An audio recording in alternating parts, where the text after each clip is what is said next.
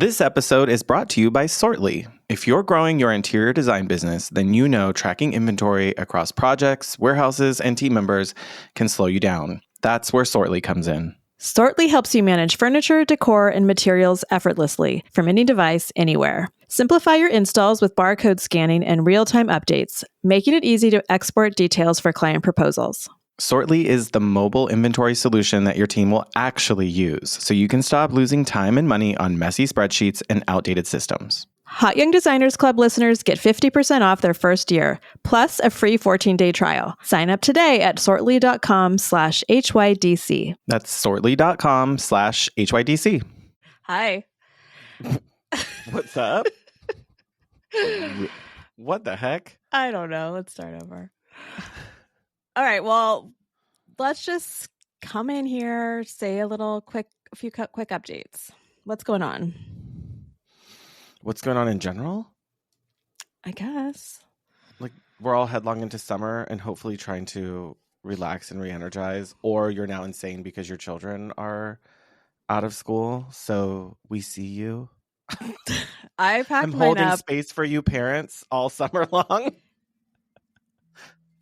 I packed mine up immediately and shipped her out to my brother's house for a few days. So like out to the mountains, be gone. Yeah, she's gone. No, okay. She comes home tomorrow. But they don't have 9 to 5 kind of jobs, so they have flexibility, and they probably don't mind having a helpful preteen around with. Yeah, she's pretty her little cousin. Yeah, she just wants to play video games, probably. Yep.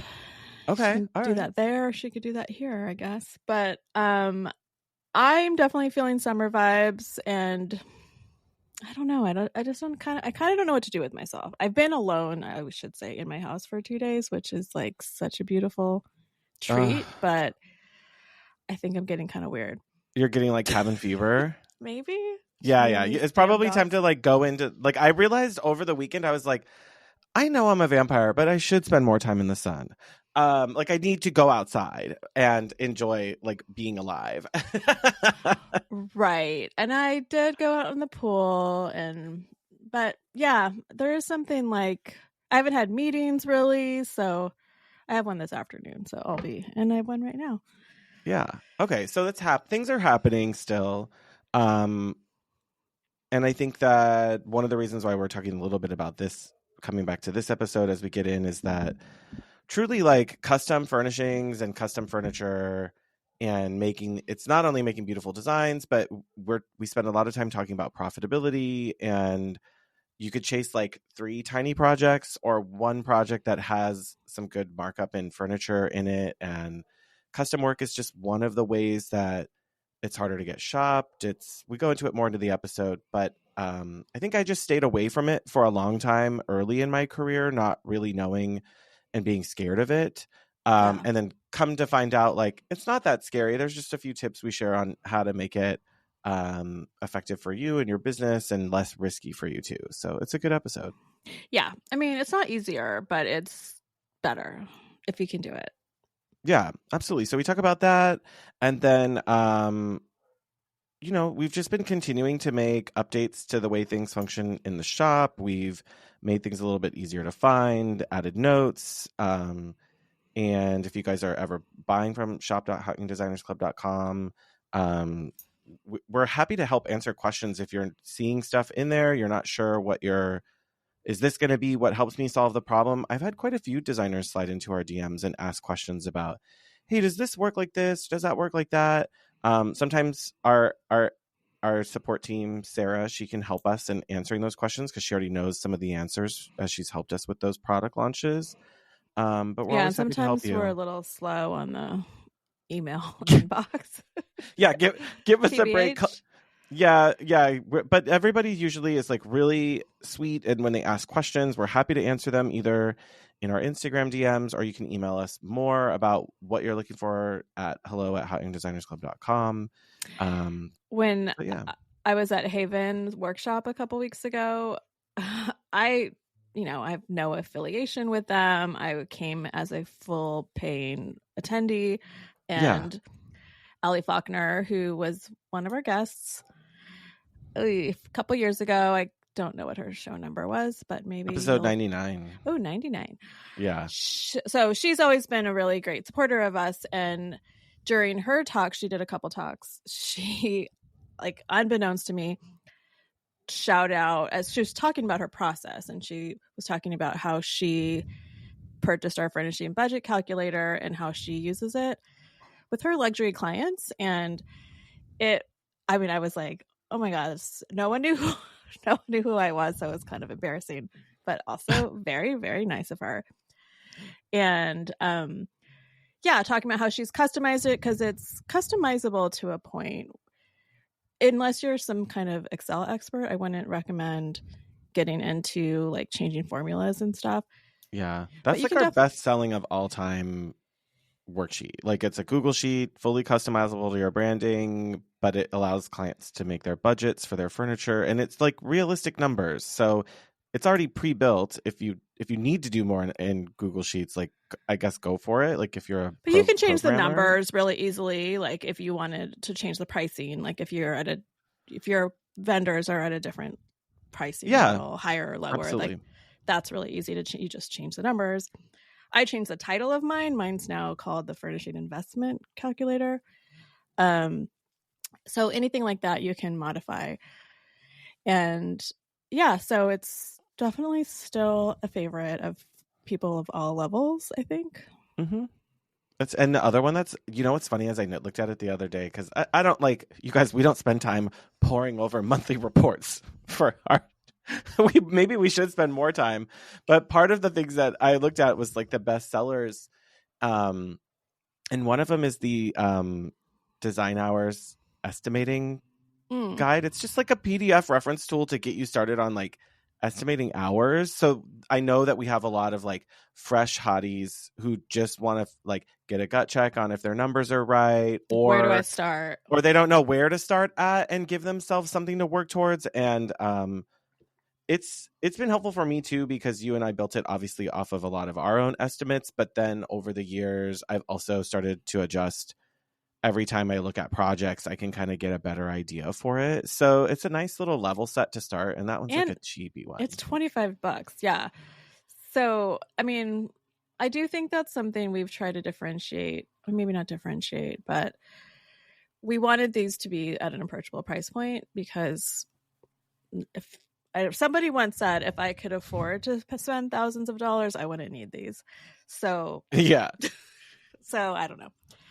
That's what we try to do.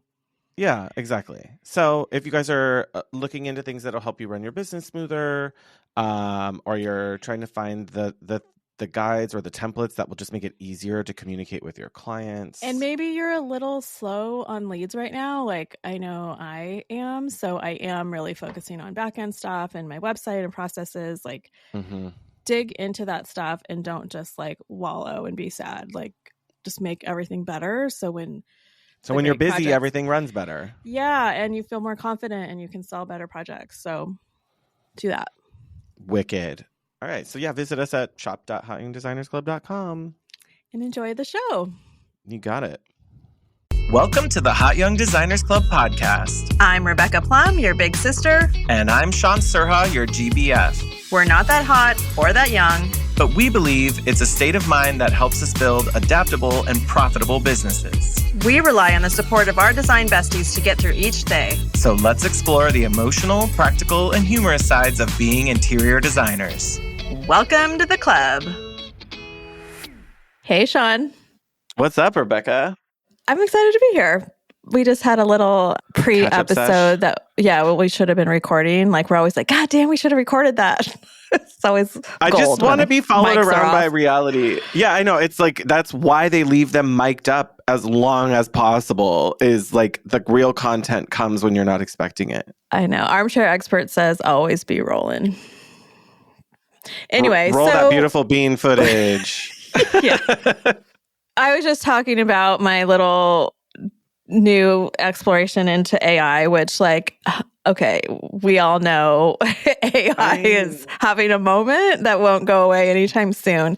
But I just I feel like unlocked a new level in my use of it. I agree with you. Right? I agree with you. I just am like, I feel stupid of like, why didn't I try that before? I don't know either. So when I was at Haven a couple weeks ago, a designer sitting next to me showed me she's uploaded a CAD elevation of like cabinets, like a little bar or something. And she's like, look at what it did. And it just showed it. I mean, it was like flat CAD. I think it was actually colored a little bit like you can do in Canva, like fill in the just background. Like add some shadow or like a little bit. Color of the cabinet or whatever. Sure. And she showed me the results and I was like, wait, you did that in ChatGPT? I thought it was like another software that I just don't want to get into right now. And yeah, I thought it was like a whole other thing. The mid journey of it all, like I'm not doing all that. I tried it, but it's just, I'm not doing that. Yeah. Like me and Chatty we're good. Like that, you can be my little sidekick, but I don't want to introduce more software. I have too much. Knows so much about me now that it can I could, you know what? I'm not going to do it right now, but I could probably say, hey, Chat, knowing everything you do about my life, help me fix myself like a life planner or like a life coach. Or I bet it would fix so much for me. I could do 90 minutes right now just on how I've used Chat in the past week to change my life and business. But yes. Even what my roommate at Haven was telling me, was asking me about my sun and moon signs. I'm like, I don't know. I never know what that shit means. And we looked it up and I put it in Chat and it gave you everything? Everything. Totally. Now I think I believe in astrology. It was crazy. But you have to know your birth time. Okay. But yeah, you need that for for anyone to create a star chart. Oh, damn. All those TikTok people who create star charts are going to, Anyway, so I'm like, okay, I just have been sleeping on the visual part of it, I guess. I've just been hearing chatter, but hadn't really seen a real life application yet. So I've been trying it. And oh my God, you guys, if you saw my stories this week, you can take a photo of a sofa that is in a different pattern and maybe you're going to order COM, but the website doesn't do mock-ups. You can take that and then upload a flat swatch of the fabric you're going to use and it will almost perfectly render it. Are you saying, what's the prompt? Hi, Chat, here's a picture of a sofa and a swatch fabric. Can you put the swatch on it? Or no, my prompt is make this realistic. I have the lowest. What do you mean? You just put the two pictures and say apply fabric? Exactly. I put I said apply the swatch to the chair. And then I said, show me what the back looks like. And it did it. I didn't put the back up. It wasn't overly a complicated chair, but still. What? And then I was working. I just showed you. Wait, can you tell? Wait, you know how when some pieces of furniture are only in front or side view and you want a 45? Could we tell it to do this at a 40, put the sofa at a 45-degree angle? Yes. It will probably distort. The scale starts, if I find the scale is where it struggles, but it makes adjustments. Okay. But I was just showing you, I was doing this with some outdoor furniture and I'm like, here's the chair I'm going to use. Here's the table I'm going to use. Here's the umbrella I want. Show me what this looks like. Put four chairs around the table. It did it. And then I'm like, oh, I wonder if I put a photo of the actual site up there. So I did uploaded my shitty iPhone photo of this patio I'm working on. Put it in with sun shadows that were highly accurate. And then I'm like, oh my God, put this light fixture on the wall. Did a pretty good job with that. Yes. And then add plants, container plants and plantings, and it turned it into this lush garden. Y'all, I was watching her scroll down the page and I was like, what the fuck? What the fuck? Oh my God. I was shocked. It felt unreal. And I barely gave. So, I mean, anyway, just try it, hotties. Mind blown. I feel so, and I said, I'm not going to name the name of who it was here, but I will say it in general I feel really bad for all those companies who recently invested in a lot of technology to create renderings of their furniture and I mean, they're It's still using expensive AI, to I have think. all of. Sure, but it's like some of this they weren't, and now they've got like, okay, you're invested in the platform, but maybe as they keep iterating, it'll get better too now because they have other platforms that will make it faster for them to keep updated too. Like that would be really fascinating.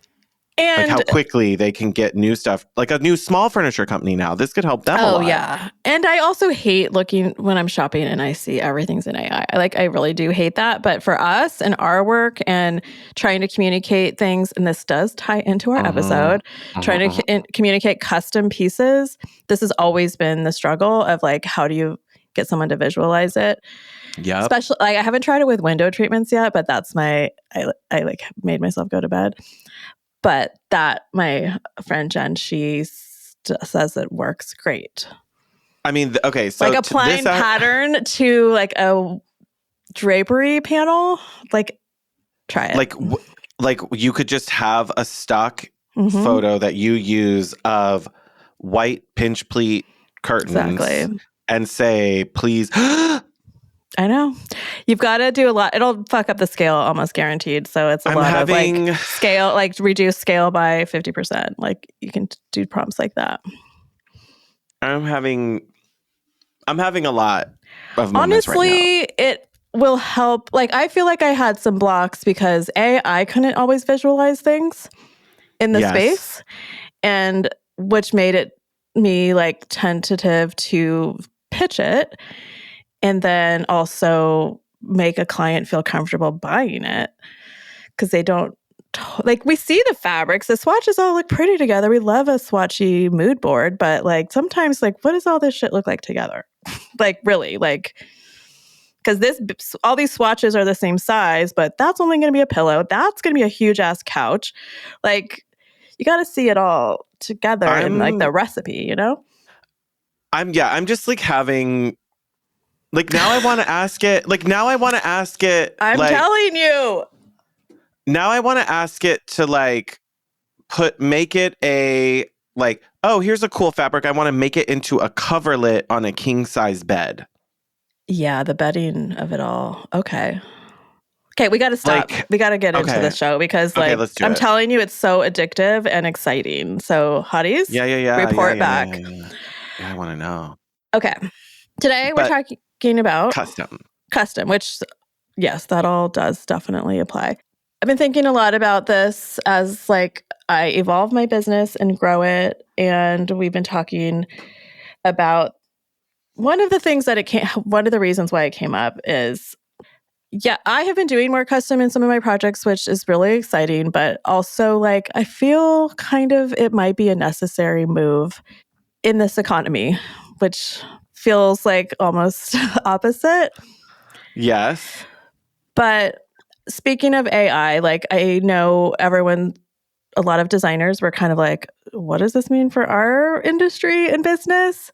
Yeah. And when a client can just like say, make this room out of West Elm furniture or whatever, I'm sure we haven't even seen the beginning of how retailers are going to use it. I know. And like create rooms and designs for people. So I think we've just got to like move out of that world, like as much as possible.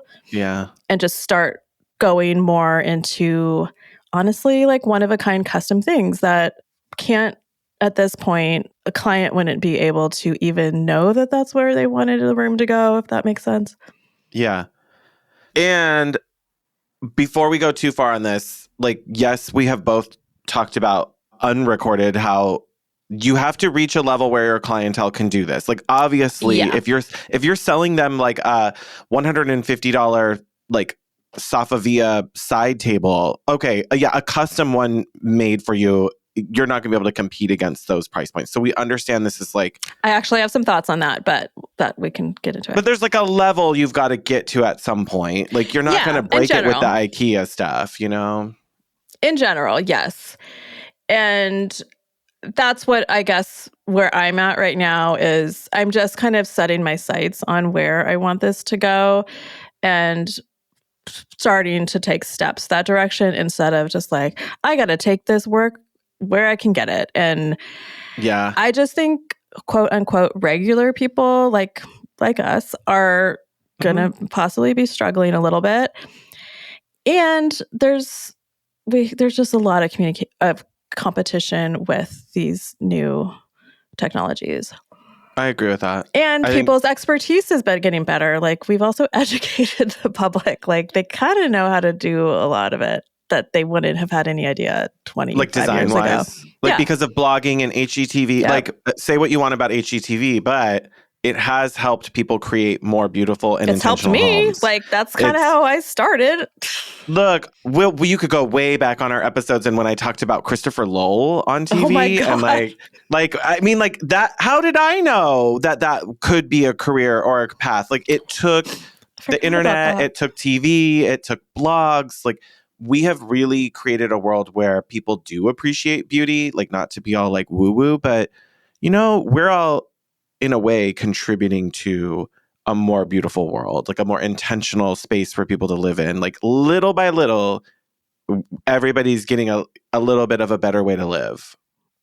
It's true. And everyone from, I think, all economic levels are feeling the importance of home and the value because they're exposed to it more. And it's just part of like the zeitgeist in our culture now, for the most part.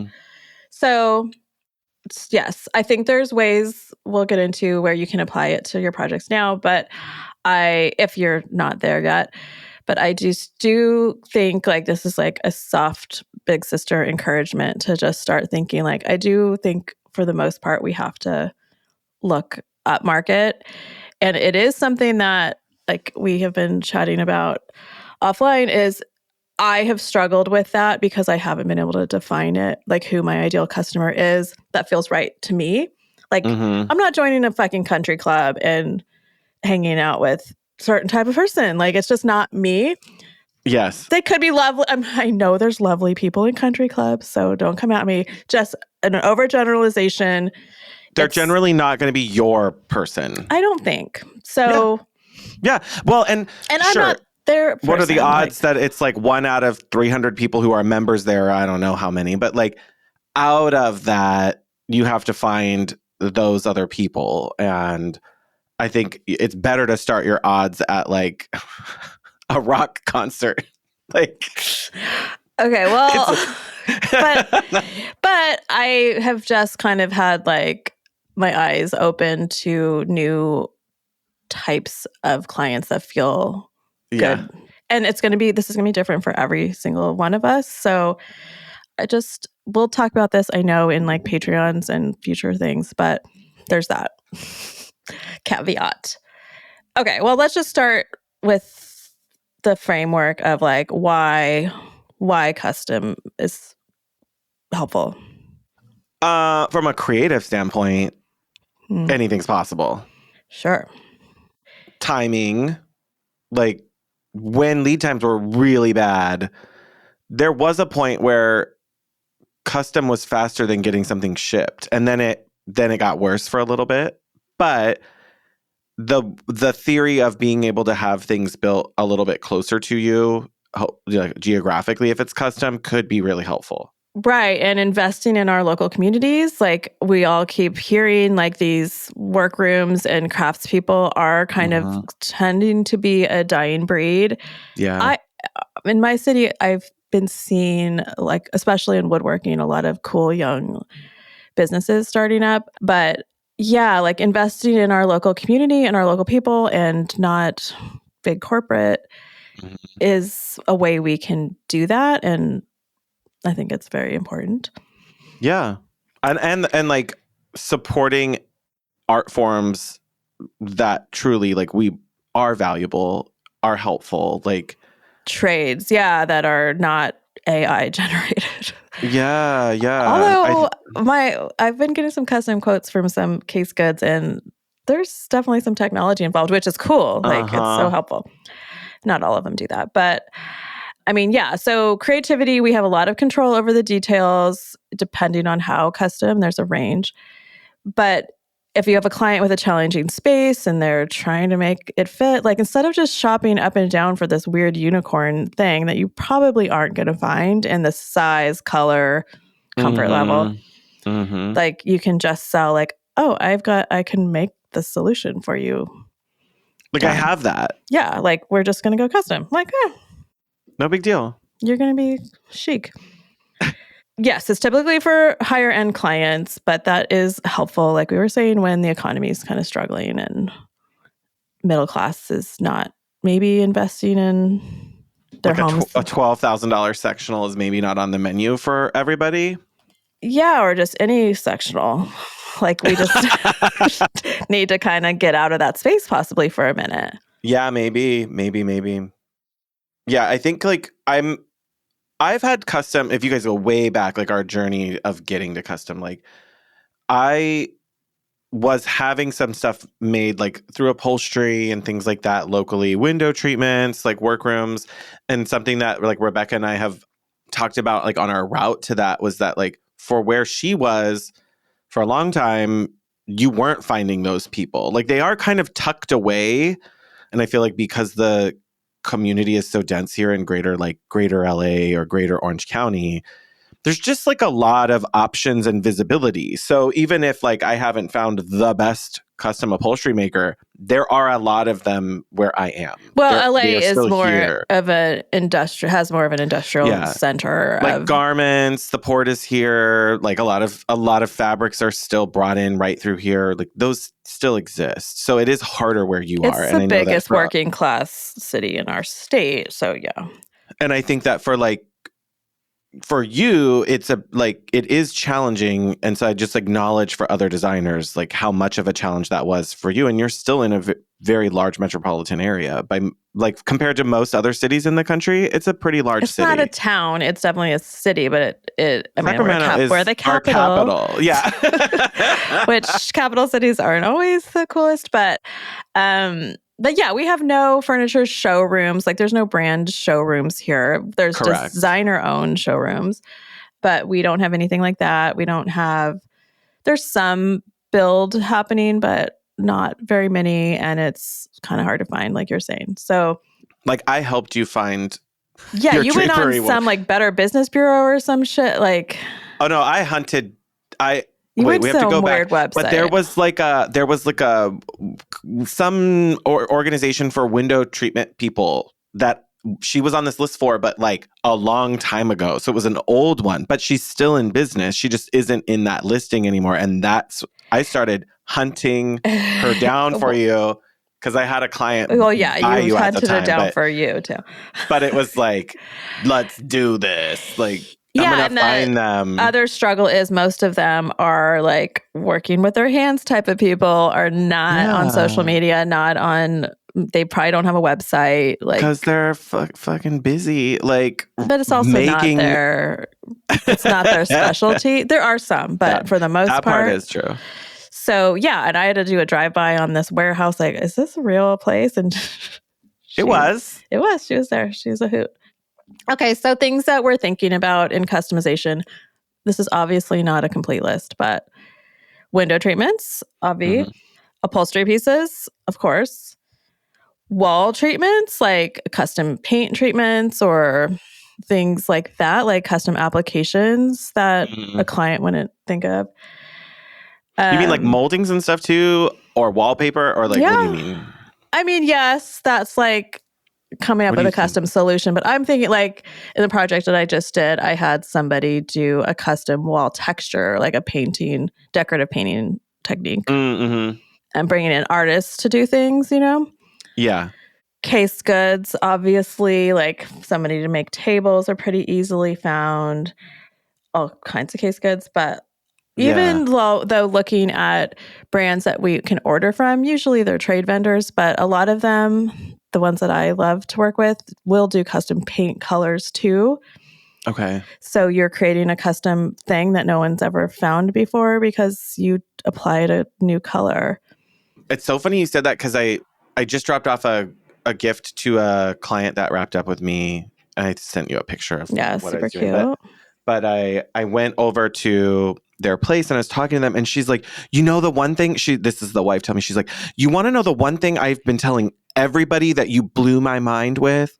And I was like, what? Like, I'm like, what did we do that was so crazy? She's like, the fact that I can pick a paint color and tell them I want it at 90% and I can get that perfect version of the color I was imagining. She's like, that has saved so many people. I've been telling my friends about it, that they were like, I love this color. I just wish it was like a little bit lighter. And she's like, I would have never known you can ask for that and get that if you hadn't told me it was possible. When she like loved a color, except it was just a little too dark. And I'm like, then we'll get it at like, let's test it at 70, 80. And we ended up at 90 because she was like, actually, I want it to be darker. So it was like something so tiny. Right. Blew her mind. She never would have done it without me. I mean, that's my point, is there are a lot of solutions we are already doing that are customized. And I like, can we like add into that even more? Because people don't think of that shit on their own, or they don't, things that seem so old hat to us don't, like people never heard it before. They have no idea. They don't know what they don't know. They don't know that they could get pieces like this for, I'm not going to say it's always the same price as another option, but like it could be. Some things could be, or not too much. The vendors maybe that do this customization maybe are a little bit of a higher end vendor because they're not like importing everything, you know, like, so they're making things here, which is another total different like value add. And so like my really colorful client, she wanted every piece of furniture to be a color, and love that, like sign me up. And she had this thing of wanting this like almost electric, like colored citron bed, and it's a traditional style bed with turned bed posts. But I'm like, well, we're not going to find that. Like, you're not going to Google that. I know. I love when people are like, I'm imagining this camelback sofa in sort of like a blue velvet mohair, but it's not mohair. And you're like, girl. And there's polka dots. And and it's perfectly cat friendly. I can never find one with contrast trim. It's like, well, duh. Like, they don't make them like that. So, anyway, this company, Gat Creek, if you haven't worked with them, they're great. We'll do a few shout outs. They will do a custom paint match. You have to send them a physical sample. So they're like, we're not trying to like match two different things. But so it's like, that bed's never been made before in that weird green color that looks so cool. I'm so, like, I get so excited about that opportunity to do something. Even like, there's something about seeing your idea come to life that's really exciting about being a designer. And it's when you make these custom pieces, instead of just like waiting for the end of a project to do that, you kind of get that dopamine hit like way more often as you go, look at this update from the upholsterer, the sofa. Like that stuff really does fuel when you love the beautiful things that we do. It's very exciting. My favorite is when you have like kind of a stodgier like maker and they're like, what the fuck, you're doing that color? And then they're like, oh, actually that looks pretty cool. Like then they're all excited and taking pictures like when they're installing it. I love when they are excited and they're like, I never did this before. It can't, or when they go, this came out really nice. That's my favorite contractor line. Like they always have these understated lines of stuff. Like they don't want to say it, and they don't want to be like, it's that toxic masculinity probably of like, or maybe not toxic, but like I can't be too expressive about things because that's not manly enough. But they all have that like, this came out really nice. I've never done this before. It was a good idea. Like they're being very subtle, and you're like, it's okay to gas me up, right? Like it's okay, right? Like let's clap. I go. Like yes, that's my new, wait, that's gotta be a new line when like, let's clap. Like when something goes, like they're putting in a beam and they get it in without breaking anything. Everybody, let's clap! Like, okay, maybe just bring an applause sign. Like the 45 degree angles, like mitered tile that just makes me weak in the knees. I just want to be like, oh, everybody, let's clap. Like, seriously. Okay, we'll do that. Let's clap for custom. That's the title maybe of the show. I also like to think that when these contractors or whatever tradespeople are working on other projects, like nothing stops them in their tracks. If it's just the same as it always is. You know, like they've seen beige paint, they've seen like your standard tile. And so nothing's stopping them in their tracks. So they are just kind of blasé. But if something's like, oh, what is this? Did you order the right color? Yeah. They start like, to go, wow. oh God.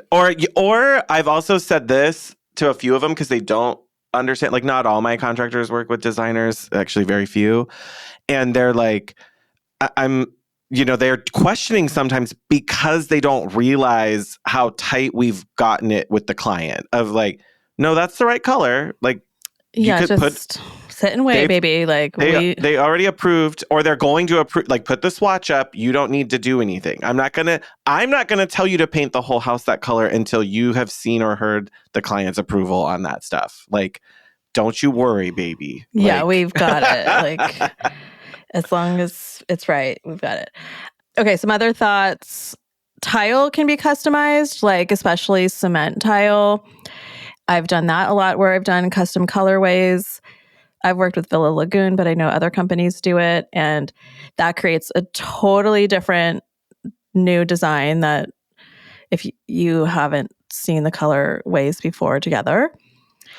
And it's kind of a flex, like for the client, like, hey, no, that's this is custom. Yours. It's but perfect. For them to say to their friends, like, oh yeah, wait, this is custom tile. We had to get this tile color custom made so it would match everything we wanted. Like, oh shit.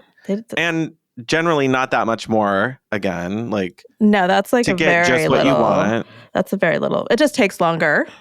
It costs more in time. I will say that. And then one more tip, like if you don't know, like J-Pour Living started this custom rug program for a lot of their rugs. You can get the little cute like tufted swatches. Yeah. And some of their like big complicated patterns, you can do it on their website, and you can like color by number, make your own design, which is just color design, but it changes completely the way the rugs work. It's so cool. I haven't done that. I've seen that, and I know that they had the swatches when we were at High Point.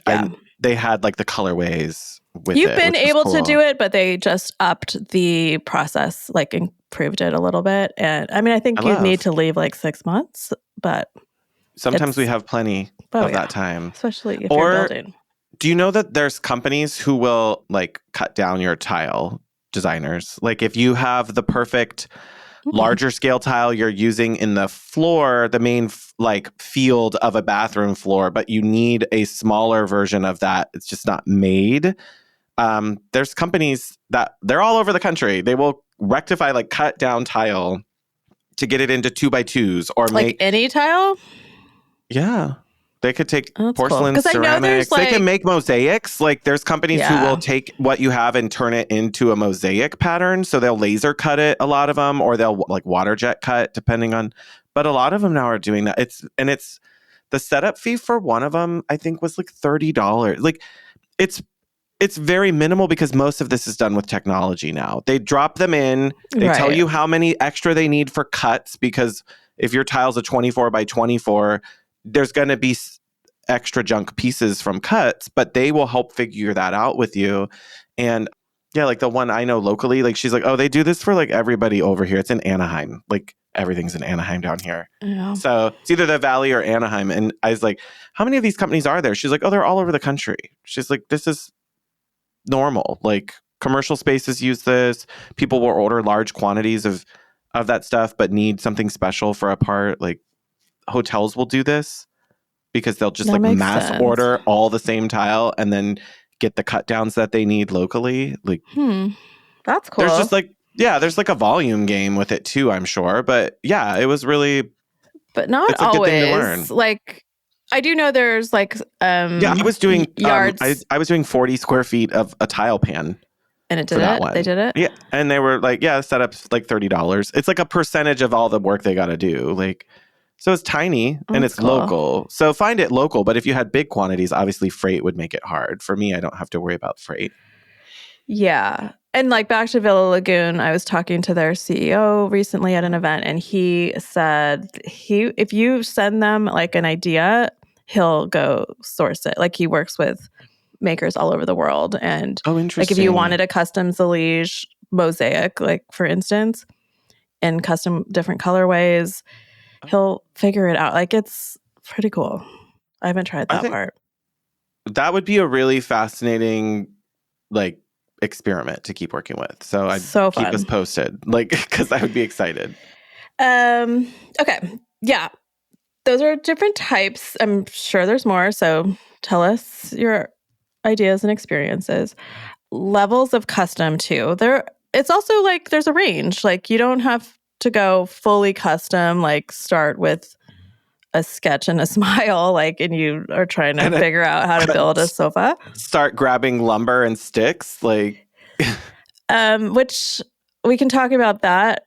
I've done like a fully custom out of my head sectional, and that was a cool experience.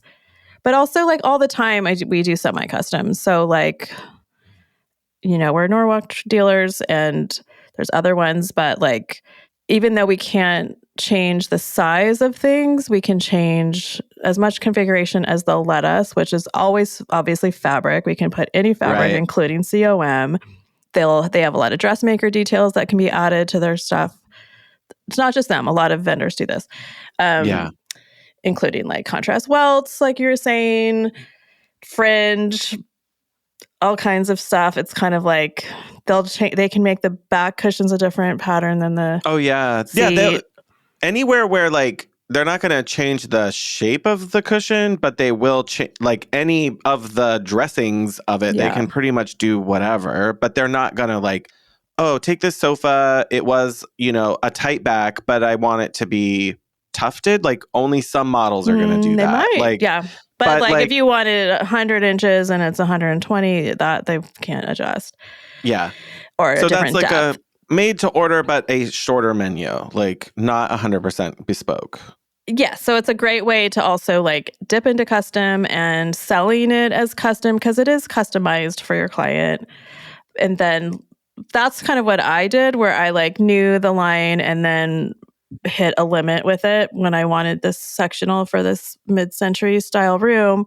Yeah. And I used a vendor in LA that was very collaborative with me. Like I didn't draw a 3D model of it, like with the pitch and stuff. Like, oh my God. Yeah. Like a full, what do you call it? Isometric or whatever, where they're like, all the different product angles are shown and it's all perfectly designed. Yeah, I'm not an engineer either. Like, I don't want them to build something that I don't know what the pitch should be. Like, I didn't know enough of that. So I submitted like a document with snippets of images of different pieces that I'd seen, like some vintage, mostly vintage actually. And like, I like this base. I like this style of the arm.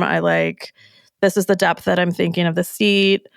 This is the like overall height. Frankensteined it back together almost. Yeah. And like, okay, sending it to him, like, tell me what I need to know about this and how do we make it? And we went back and forth on fabrics. Like he helped me with like fabric because he buys direct from the mills. So that was actually probably cheaper.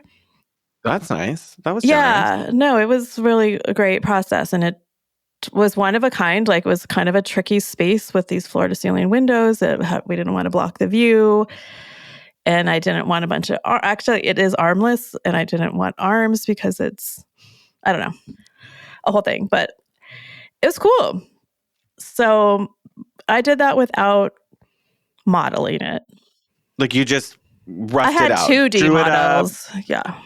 Like gave measurements, gave reference photos, like and truly like that requires a creative in their craft to like be seeing the pieces you're showing them, and in their mind they can start putting together those components to create the framing, what they need to do. Like they have to know their craft really well. Totally. And I relied on him, like talking through like, okay, with this style, it was a tight back. It was a pretty tight cushion.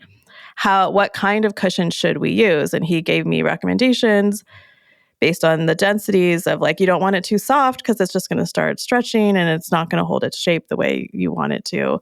I like a little, I could do that, but type of and like giving you some gentle education based on experience of making thousands of custom sofas, and learning the language. Like my mind fractured a little bit when I'm like, I know custom is scary for designers, and part of it is this scariness of, am I going to get talked down to? How do I do that? Like, I understand the mansplaining of it all. I get that. I hear that. It's intimidating. There's no prediction. You just need to start talking to people and find the people who you like talking to. If you have your first convo with someone who does custom and you find them and you just don't like the vibe, move on. Like, don't force yourself to be in a working relationship where you're going to need maybe education or support or maybe a little bit of extra check-ins. Like, find the person who wants to do that with you, because it will make it so much better. And maybe in the future you can work with those like no nonsense people, because you'll have learned the language. You can place an order more like, I was really honest with him. And that's how I work with most of my relationships is like, hey, I've never done this before. I don't know what I don't know. Like, here's what I'm thinking. Yeah. Kind of tell me, can you help me? Yeah. Yeah. And I told one upholsterer, I'm like, I really want to do this, but what's like the good, the bad, and the ugly? And then they kind of get it. Like, okay, I see what you're trying to do. In that width, that means I got to do this and that. Like, they understand all of those, and then they can just tell me, and I go, oh, that doesn't matter to me. Go ahead, do what you got to do. Or, ooh, that's going to change the look or the feel. I don't want that. What else can I do? And it's nice to do that learning dialogue, which I don't get to bill for all of that necessarily, but no, but I'm it's learning. Also, I just love that collaboration too. So finding your vendors, like building kind of your database of people you want to work with is really helpful. And they don't all have to be local. So agreed. Like, he was in LA, which is nice. Being on the West Coast, it helps with freight, but yes. God, yeah. It's not necessary. So, okay. And then the budget of it all, there are ways you can go custom without completely having it be like super high end. Recently, I did buy some $100 metal cross face benches, like little stools, and they just had a padded top. Oh yeah. Okay. The fabric on top was just like your random beige, whatever textured fabric. Okay. I mean, okay. The stools were like $100. And I'm like, okay, I want to use these. The frames were really pretty cute, actually. And like in the way that they were made, it was just the top, like was just wrapped around. The fabric was just wrapped around the top. So I got some upholstery fabric. I actually used Fabric Guru, which I found some Kelly Wearstler fabric on there for 3 yards were $60. That's really cheap. No, it was crazy. I kind of got lucky, I think, with the fabric, but they have all kinds of stuff on there. What? That's wild. Yeah, and it's like they're in her indoor outdoor stuff. Okay. And I just bought that, took it to my little upholstery guy who just does not charge very much. I mean, they still like ended up being like, they weren't $100 anymore, but no, but not crazy. They weren't $1,000 each, and it elevated so much. Like, and they're one of a kind.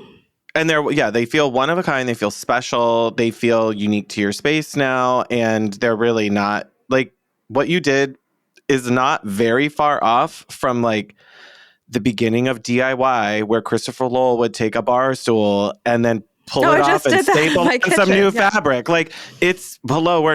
This isn't crazy. So for like your clients who might think, I still get clients who think like, oh, custom means it's going to be really wild. And that's truly not what it means. Like, it does not need to mean that. It could.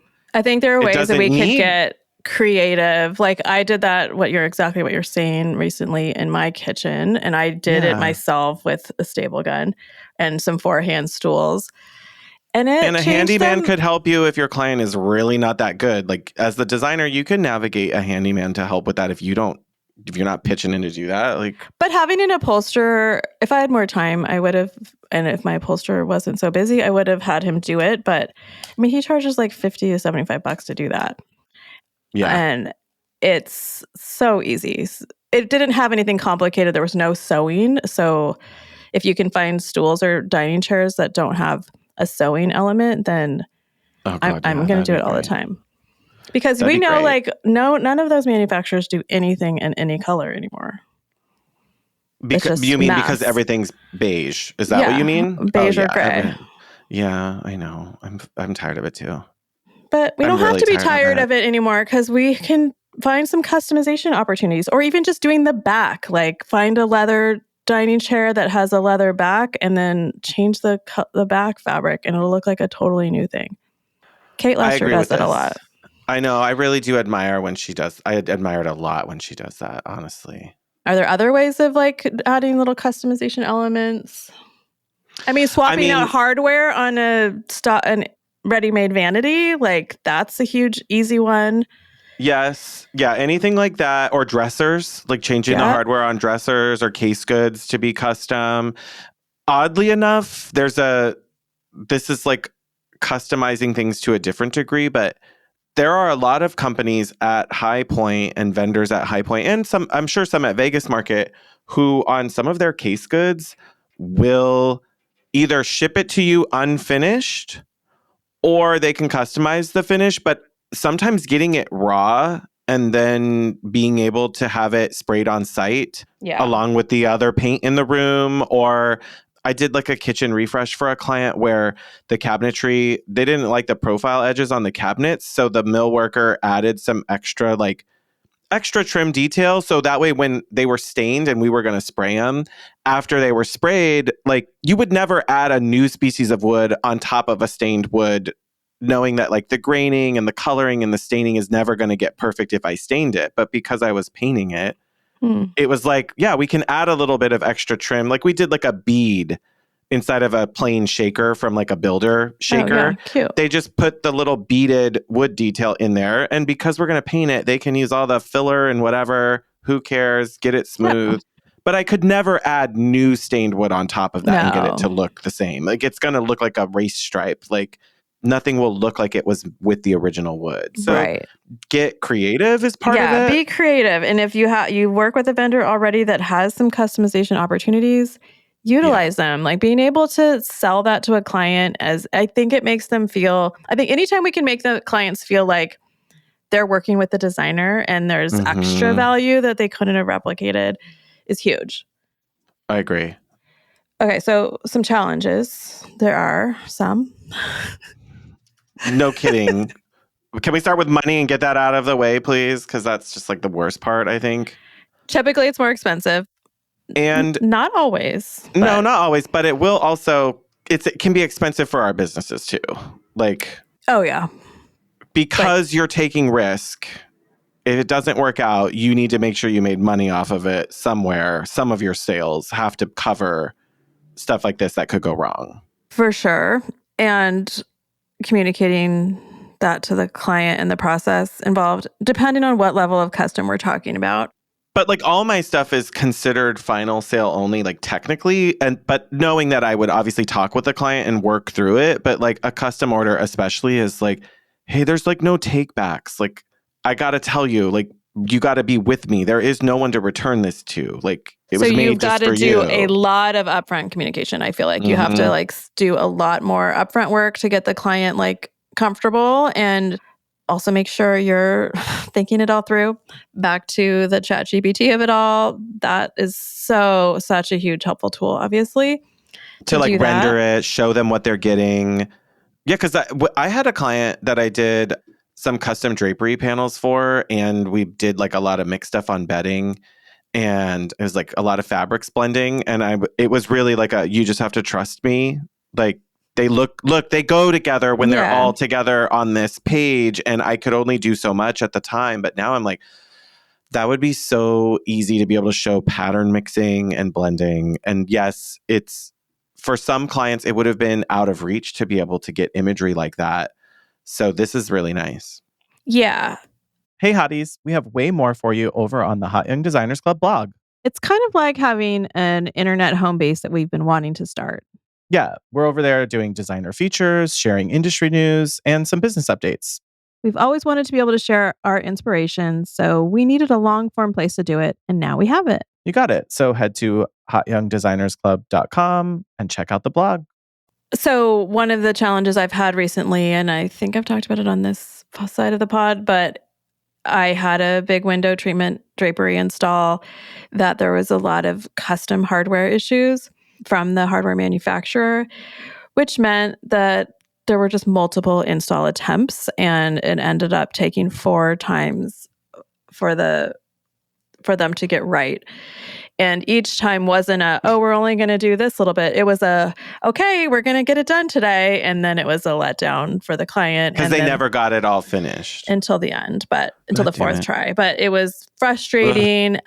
I didn't expect that to happen, so I didn't prep them properly. Okay. It ended up being fine. We're all happy now. But I do think, and you and I were kind of spitballing about it, and I'm going to start telling people, especially drapery, I feel like there could be adjustments needing to be made. So I'm going to tell them it's kind of like making a custom suit. Like, you don't just like get your measurements and then show up 6 weeks later and it fits like a dream. Like, you've got to go back 1 or 2 times for fittings. Like, they're fittings. Yeah. So maybe I don't call them installs. I call them fittings. I just thought of that. Ooh. We're going to have a drapery fitting. And maybe if it fits, it'll be the end. But honestly, though, you're getting like a custom suit or a custom wedding dress. Like, yeah. Like, I guess it would depend on who's your clientele. I kind of want to have a different analogy that might make sense to I think most everybody. People know what either of those things, like a custom suit. Or could imagine like we're making you a custom whatever. Like, if I was making you a suit, even a guy who's never worn one is going to get it. Like, oh yeah, that makes sense. Like, there's an off-the-rack one, which is... Everyone thinks of it as a luxury experience, even if they don't ever use it. Mm-hmm. And it's very bespoke and takes time and adjustments. So that's something that I needed to reframe and will going forward. Yeah, I think there is. Yeah, because like for me, I go and try on a suit. If it doesn't sit right on like, what do they call this area? The yoke, like the back from the back of your neck across your shoulders. Like the suit is supposed to sit, for example, like the jacket should never sit like away from your neck, if this makes sense. Like the part that goes around the back of your collar, it needs to sit against your shirt collar. I just saw TikTok about that last night. Oh, really? But like the jacket that's the proper fit for a blazer, because any looseness or wrinkling is the sign that this suit is not fit for your body. Yeah. So it should fit the angle of your shoulders, and like a good tailor they're dealing with like a 1/4 inch worth of a change to get those little ripples, to get those gaps to disappear. And it could take an off the rack like Macy's suit and make it look like fully custom. And that's what you did with like that's what you're doing with like the chairs or the little like cushions and or like it goes all the way to, there's a reason your previous sofa didn't work in this room. It was like 4 inches off of what it needed to be. Like, yeah, you bought it cheap. You got the off the rack one. We got to go to the tailor now. Of course it doesn't fit. Yeah, and with with drapery, I've had multiple installations that needed a redo, whether turns out the ceiling isn't completely even, or the hardware was hung a little bit too low or something. I don't know. There's always been something. Yeah. So it's just managing clients' expectations is a huge part of that. I just had a custom bed, the same thing. Like, oh God, there's a weird gap. We got to get it back. So there could be a lot more back and forth. And maybe as my experience hopefully grows, I won't have as many of these challenges. Of course. Compared to even 6 years ago, like you wouldn't have the same problems now, like when you place orders and what you're looking for. No. And I'm at least like willing to attempt more, like pushing myself and my creativity. You to have a more creative result, I think you have to employ some of these things. I mean, it's challenging, like we talked about, finding the vendor partners, but you just got to keep at it, make designer friends in your local area as well as online. That's huge. And communicating plans, like that's going to just run the gamut of who you're working with, what they can offer and you might need what to technology go more often. They use. Yeah. Like my one upholsterer guy who's like, he needs multiple check-ins. Like, he's the guy who I say, the top piece on this ottoman is going to be like on display. Like, this patterned fabric needs to be cut in the right place. Like, here's where I prefer this design of this bolt to be on the To top land. of this. Yeah. Like, you can learn. Like, you're templating it. Yeah. And you're just sort of like, this part's important. The rest, make it match as beautifully as you can around the edges. But the top, let's get that right, because you're going to see that all the time. Yeah. And sometimes there's language barriers I've had where people just, I don't realize they're not catching all the details. Even though I really try to document stuff and make pictures and things. Sometimes they just don't read them. So no, they don't. You got to I wish they would work through that. But that's also finding the partnerships. Like, I really want to have at least a couple people in each field. Like, for upholstery, like, I have a guy who he did build a bed frame for me. I couldn't find any of the other upholsterers to do that. They wouldn't build anything. They would only like install cover something existing, basically. Okay. I haven't found somebody to do fully custom, locally made sofas here. Yeah. So shout out any local listeners. They must exist. But yeah. But I've had a lot of conversations with designers here lately that this is the struggle, and they're busy. So, like, I like this guy that I work with, but he's so busy and maybe disorganized. And so, like, if I post anything on Instagram, people are like, who do you use? I'm like, I'm sorry, this is where the gatekeeping starts, because I can't be shouting out to thousands of people a vendor that I could barely get for my own work. You can't get them to answer your own stuff. No. They don't even have time for your small project, and you've brought them lots of bigger projects sometimes. Like, I get why designers are like, I'm so sorry, guys. Like, I need to And I don't think they like, want to work with the public either. So a lot of them don't. Yeah. I would agree with that. Which is another exclusivity kind of thing that you can sell to your clients of like, oh yeah, this guy only works with the trade, not open to the public. So exclusivity is a thing that people are attracted to. And if they're able to work with us, that's awesome. I think it's one of the more enticing parts of being a designer. Like, I'm constantly saving, well, this is a tip, designers. You never know when you'll need it. But I have like a private Pinterest board, and I also keep like a private like shared folder in Instagram of whenever I see like what I feel is a gap in the market of like, I've been looking for this type of color or pattern or texture or design of a piece of furniture, anything where I'm like, I notice there's a gap and I go, I've thought about this more than once that this doesn't exist. I like put it into those folders, and it might be something that's similar. Oh, you're but talking different. about a product. But yeah, like products, like furniture, accessories, lighting. Like, yeah. I keep that running list of this is all the stuff that I know or think is missing, or there are gaps. Like, oh, for example, I'm just saying this one. I love a demi-lune table. I love demi-lune tables, like little console tables that could be put in like not so wide hallways or small foyers, or a little part of a dining room wall where you can't put a buffet, but it needs a little anyway. Yeah. It's hard to walk around. I love those. There truly are not a lot of beautiful, more contemporary options that aren't billions of dollars. Like, there's gaps in the marketplace. I collect my ideas of that stuff as I work on projects, as I try to source, because some of those are going to be custom. I'm going to need to make those for a person eventually. And I already want to have some of my ideas started of what's missing and what do I want it to look like instead. Totally. That's really smart. Make a little folder or a Google Doc or something. I was thinking you were talking about vendors. So also when I see other designers or people tagging vendors, especially if they're local, I have a saved Instagram folder that is like, maybe someday I'll get to do a brass shower surround, but I don't have it right now, but someone just tagged that person. So when I need it, that's where it is. One more thing I was going to say is Oh, challenge. It takes a shit ton more time. Not just waiting for things to get made, but that too. But like, I'm working on a project that has quite a few custom pieces, and so it's just an ottoman, but I'm using 2 different fabrics on it. Like I said, the upholstery company does not make the frame, so I'm working with the local woodworker to make the frame.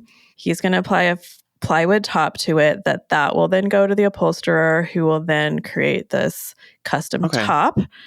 But that means we have to get quotes from the woodworker, the upholstery shop, 2 different fabric companies, get everything coordinated, shipped, package before even doing that, packaging the pricing up so the client...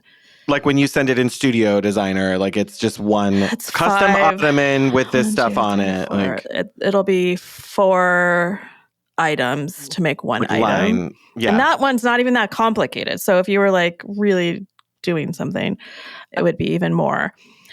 Oh, no, 5, because I'm also going to have it fiber sealed. So yes, that is just, I'm like trying to get to the home stretch with this, and it's just taking weeks to get all this pricing information dialed. And I feel like that's the part that a lot of clients don't understand, that we have to tell them up front.